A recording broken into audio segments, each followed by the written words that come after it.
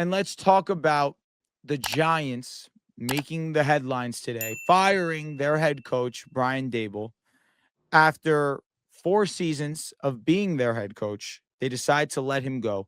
Had a 20-40-1 record as their head coach.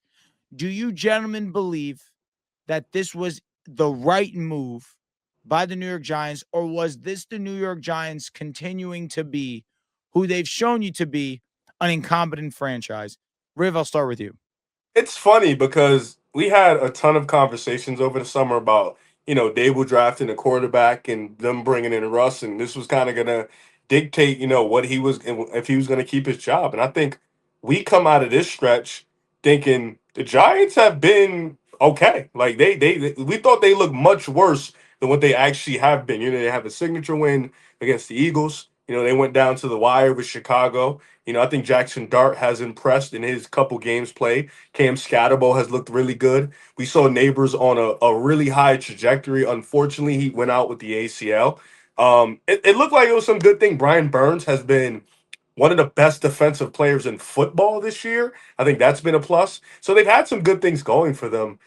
Brian Dable, this like after the deadline kind of threw me off. Just I thought if you were gonna fire him, I think he deserves the respect to fire him in the offseason. I really don't know if you're gonna get a better option. I think Dable is a really good coach. I think he's dealt a bad hand. The Giants team is not good.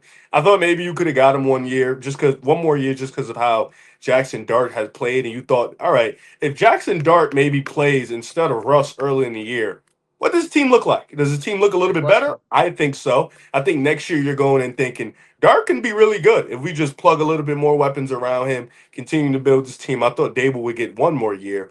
Definitely shocked.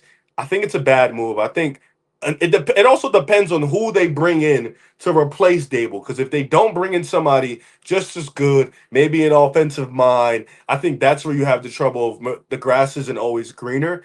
But I would have waited. I don't like the move, but until I see them bring somebody else in, I'm not going to overly judge it. I just think you should have waited to the end of the season.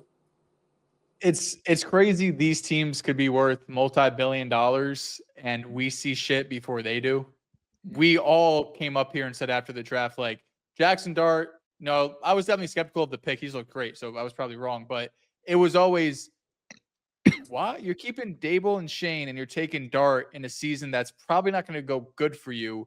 Do you are you like what's the plan here, right? Because it doesn't feel like it doesn't. Sorry, I'm watching Will Shipley catch the ball, go down the sideline. It doesn't seem like Brian Daboll is going to be able to win enough this season to save his job. So are you going to draft Jackson Dart, Brian Daboll's guy, just to fire him the next season?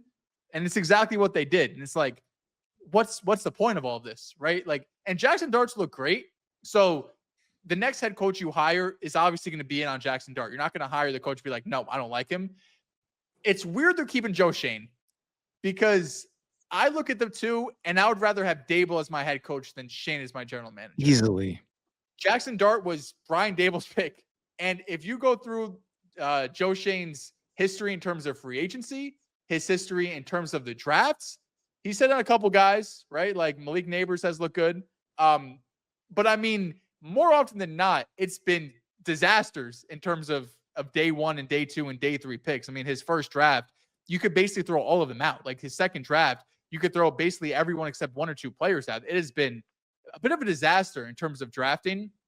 His free agency decisions, like what's been his marquee free agent pickup? There was like, wow, he hit a home run there. Javon Holland? Javon Holland, okay. Brian Burns, that matters. That was That was a a great trade. trade. Great trade. And then That in the is same breath, it's like you got Holland because you let X walk. We know the Saquon Yeah. situation. So it's just, I look at Joe Shane as a bigger problem than Daboll. But Rib's right. It depends who you hire. Because if you go out there and you hire Clint Kubiak, I'm with it. You go out there, you hire Jesse Minter.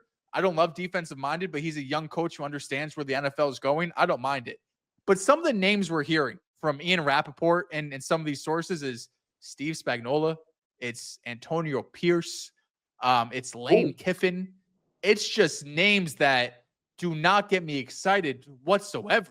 And this could all be smoke, right? That they're not going to hire anyone for another 3, 4, 5 months. But it all comes down to who you hire. if you go out there and you hire Steve Spagnuolo as your head coach, this is a huge issue. If you go out there and you make, you do your due diligence and you hire some guys that are more well-regarded, no disrespect to Spags, because he's one of the best defensive-minded coaches, one of the best DCs. It's just, we know how it works as a head coach. It's not going to work. It ends up who you pick, right? If you pick the right head coach, a guy that has some upside, I love it. But now you're working with Joe Shane, a different GM, who's going to hire a different coach.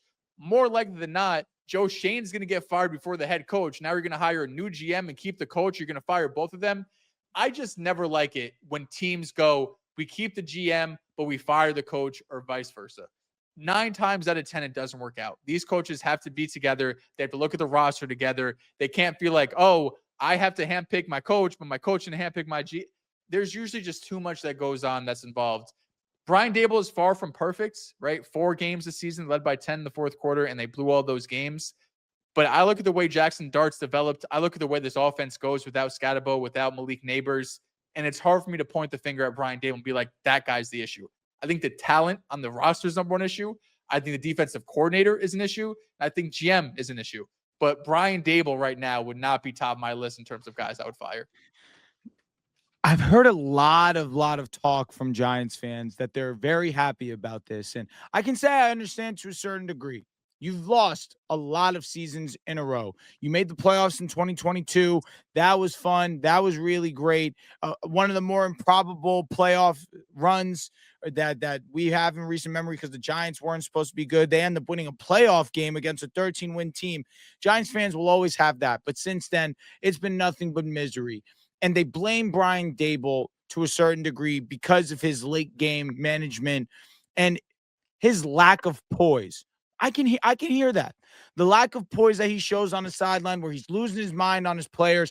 I like accountability. So me personally, I don't mind an old school type of a head coach. I think that's exactly what Brian Daboll is. But shout out to Charles. Charles came to me and he spoke to me about it. And I thought he gave a good example. You look at the Lions and you look at Dan Campbell. Dan Campbell's one of those nutcases in his own right. But you never see him lose his cool on the sideline. In practice, he's very animated. He's very charismatic. He wants the most out of his players. He's a player's coach. Number one, more than anything, that's a player's coach. But on game day, he makes risky calls. He's going out there and he's calling plays now that we see a change of pace against the Commanders. But he never loses his cool. Even in moments where his players mess up, he never doesn't look professional. And I think that when you look at Daboll, that's something that you can look at and say, you know what, Daboll, that's something that you could be better at. You could be better at managing these late game situations as well. Like this game versus the Chicago Bears. Do I blame him fully for this one? I don't.